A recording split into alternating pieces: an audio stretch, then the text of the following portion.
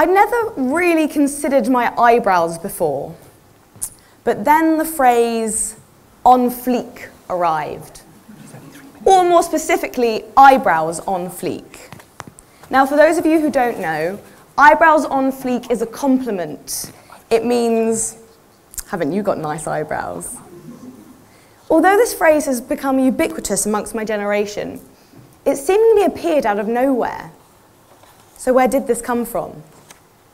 I did some research, and I found a vine made by Peaches Monroe that brought on fleek to the world. It's amazing what this one video has done.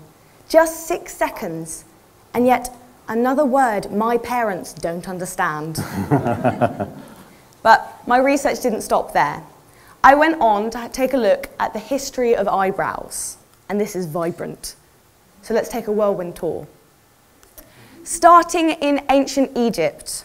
Now in Egypt, people wore eye and eyebrow makeup to honor the god Horus, to ward off evil spirits and disease. That's fair enough, that makes sense. But when a cat died in a private home in Egypt, all the residents of that home had to shave off their eyebrows.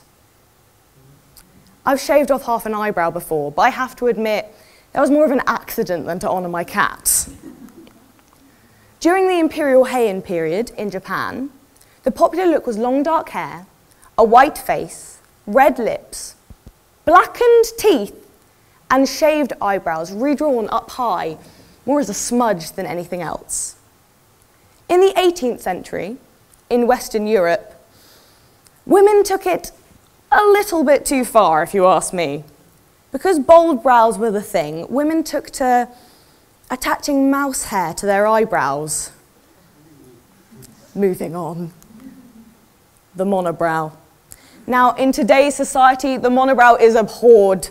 It's seen as a fashion disaster. But back in the day, the monobrow was a symbol of purity or even virility. All you have to do is look at Frida Kahlo, who exaggerated her own monobrow in her self-portraits, to know that the monobrow, it used to be some hot stuff. Skipping way forward to the 80s, big hair and big brows were the thing, popularized by stars such as Madonna. Then in the 90s, we all got rid of our eyebrows, favoring the constantly surprised look. And bold brows are back today. But why have eyebrows changed so radically?